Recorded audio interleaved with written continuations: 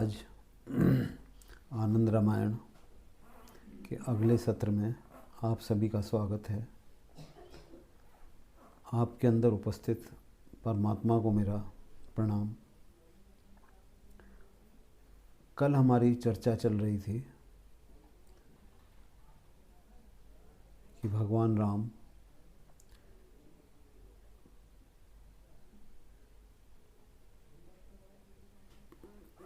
गंगा जी के तट पर पहुंच गए और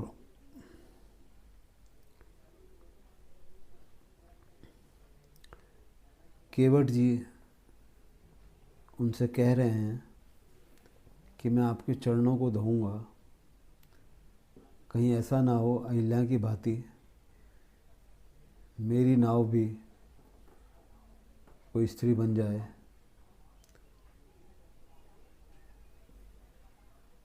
लोक में यह कथा प्रसिद्ध है कि आपके चरण कमलों की धूलि में जड़ पदार्थ को भी मनुष्य बनाने की शक्ति है। मेरे घर में मेरी स्त्री विद्यमान है, फिर मैं दूसरी स्त्री का क्या करूँगा। नाविक के इस प्रकार के वचनों को सुनकर रघुनंदन श्री राम हंस पड़े। तदंतर उस नाविक द्वारा चरण पखारे हुए श्री राम लक्ष्मण तथा मुनि विश्वामित्र उसकी नाव पर चढ़े और गंगा नदी को पार कर वे वहाँ से मिथिलापुरी की ओर गए। मिथिलापुरी में राजा जनक द्वारा आमंत्रित अनेकानेक राजा एकत्र हुए थे। दशानन रावण भी चारणों द्वारा स्वयंवर का समाचार जानकर अपने मंत्रियों के साथ पुष्पक विमान पर आरूढ़ होकर सेना सहित बिना बुलाए ही जनकपुरी गया। उस स्वयंवर में बड़े ही आदर भक्तिपूर्वक बुलाए गए राजा दशरथ पुत्र के विरह से दुखी होने के कारण नहीं गए। मुनीश्वर विश्वामित्र जी श्री राम और लक्ष्मण को साथ लेकर बड़ी प्रसन्नता से मिथिला में गए और वह नगरी के बाहर एक उपवन में ठहर गए।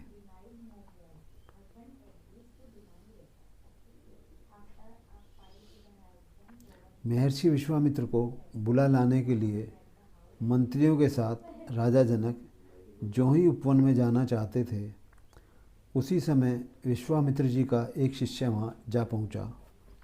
उसे देखकर राजा जनक ने प्रणाम किया।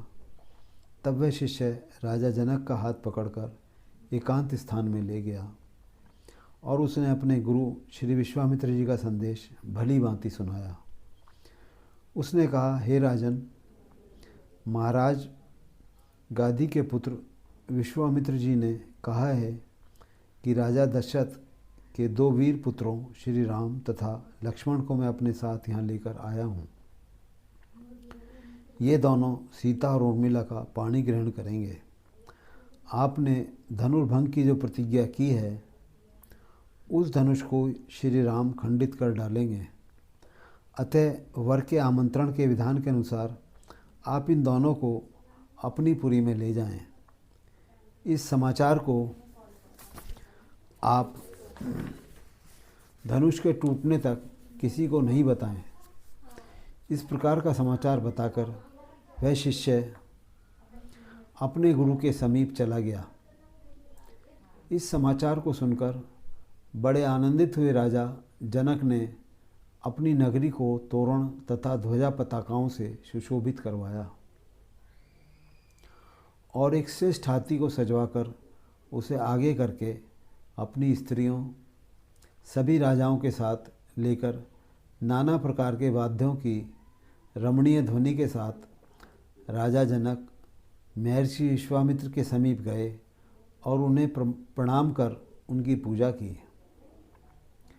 उस समय राजा जनक ने अनजान बनकर उन दोनों राम लक्ष्मण का परिचय पूछा और सब समाचार जानकर वस्त्रालंकार तथा आभूषणों से विधिवत उनका सत्कार करके श्रेष्ठ हाथियों पर बैठाया और उन्हें चंवर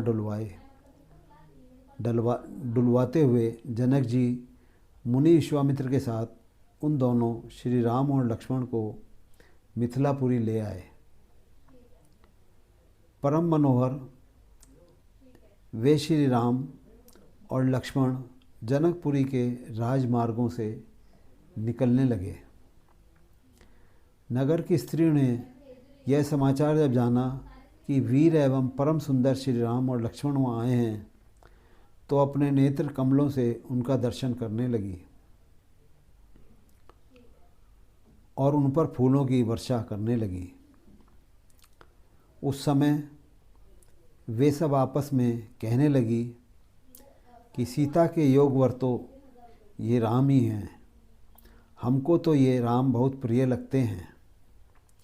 विधाता इन्हें ही सीता का वर बनाए और सभी प्रकार के सुंदर लक्ष्मणों से संपन्न ये लक्ष्मण उर्मिला के योग्य हैं। हम लोगों के पुण्य से यह अत्यंत रमणीय एवं मंगलदायक उत्तम मोतक श्री राम और लक्ष्मण सीता एवं उर्मिला के पति बने तो अच्छा हो। उन श्रेष्ठ स्त्रियों के इस प्रकार के वचनों को सुनकर राजा दशरथ के पुत्र वे दोनों श्री राम और लक्ष्मण ऊपर की ओर मुख करके उन्हें देखने लगे। तदंतर वहाँ उपस्थित सभी राजा भी आपस में कहने लगे, जब हम यहाँ सब आए थे तो विधिराज जनक ने ऐसा उत्सव नहीं किया था, फिर इन दोनों के लिए क्यों कर रहे हैं? क्या राजा जनक ने मन ही मन सीता राम के लिए समर्पित कर दिया है? यदि ऐसा है तो हमें बुलाकर क्यों अपमानित किया? राजाओं के द्वारा सब ओर से इस प्रकार कहे जाने वाले वचनों को श्री राम तथा लक्ष्मण दोनों ने, राजा जनक ने और गधिपुत्र मुनि विश्वामित्र जी ने सुना। इधर गवाक्षों में बैठी हुई स्त्रियों के द्वारा देखे जाते हुए वे दोनों श्री राम लक्ष्मण गान एवं वाद्यों की ध्वनि के साथ राजा जनक के सभा मंडप में जा पहुँचे। तदंतर वे दोनों वीर मुनि के साथ हाथियों से नीचे उतरे। उस सभा मंडप में सभी राजाओं ने अपने अपने आसन पर बैठ जाने पर विश्वामित्र जी के पीछे पीछे वे दोनों राम लक्ष्मण भी मुनिशाला में गए और वहाँ पहुंचकर मुनि विश्वामित्र के आगे बैठ गए। इस प्रकार सभा मंडप में पूरा भर जाने पर जनक ने कहा, कन्या के विवाह के लिए नियत किए गए इस धनुष पर डोरी चढ़ाने के लिए आप लोग उपस्थित हुए हैं। उस धनुष के विषय में बताते हुए भगवान शिव ने पार्वती से कहा, हे देवी, जब परशुधारी परशुराम ने मुझसे धनुर्विद्या सीखी थी, उस समय मैंने त्रिपासुर को दग्ध कर डालने वाले उस धनुष को उन्हें प्रदान किया था। उन्होंने उस धनुष के द्वारा 21 बार पृथ्वी को क्षत्रियों से रहित बना दिया। साथ ही उन्होंने उसी धनुष के बल पर अपने पिता का वध करने वाले सहस्रबाहु का भी वध कर डाला था। तदंतर परशुराम उस धनुष को मिथिला नरेश जनक जी के आंगन में रखकर लौट गए। बचपन में सीता उस धनुष को लकड़ी का घोड़ा सा बनाकर खेला करती थी।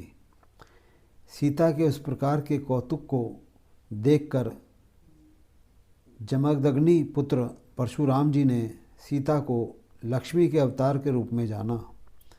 इसलिए अन्य सभी के लिए दुर्लभ उस धनुष को उन्होंने धनुयज्ञ की प्रतिज्ञा के लिए राजा जनक को दे दिया।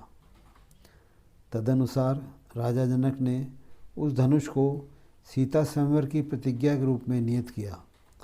तदंतर भरी सभा में राजाओं के समक्ष मेरे उस उत्तम धनुष को स्थापित करवाकर संचकित होते हुए भी राजा जनक ने अपनी प्रतिज्ञा सुनाई। परशुराम जी द्वारा सीता स्वयंवर के लिए रखे हुए उस धनुष को 500 बैलों द्वारा खिंचवाकर लाया गया था। तदंतर राजा जनक ने सभा के मध्य अपनी प्रतिज्ञा सुनाते हुए कहा, इस सभा के मध्य उपस्थित जो कोई वीर इस धनुष पर डोरी चढ़ा देगा, सीता उसी का वरण करेगी। रामायण को की चर्चा में हम यहाँ स्मरण कराना चाहेंगे कि जीवन एक प्रवाह है और इस प्रवाह को हम देखें समझें तो रामायण आपको आपके जीवन को आनंदित कर सकती है। जो हो चुका वो दोबारा नहीं होता और वर्तमान में ऐसा प्रतीत होता है कि हम उन्हीं चीज़ों के पीछे लगे हुए हैं। अगर रामायण को थोड़ा गहराई से देखें तो पूरे वर्णन में हर चीज़ पहली और अंतिम बार हो रही है। सिर्फ एक दिशा मिलती है। इस दिशा को अगर हम अपने जीवन में कर लें और हर क्षण का, हर समय का, हर बात का अपने होश को संभालते हुए उपयोग करें तो निश्चित रूप से ये रामायण आपको आनंद और समृद्धि की ओर ले जाती है। आज इतना ही रखते हैं आज के सत्र में। धन्यवाद।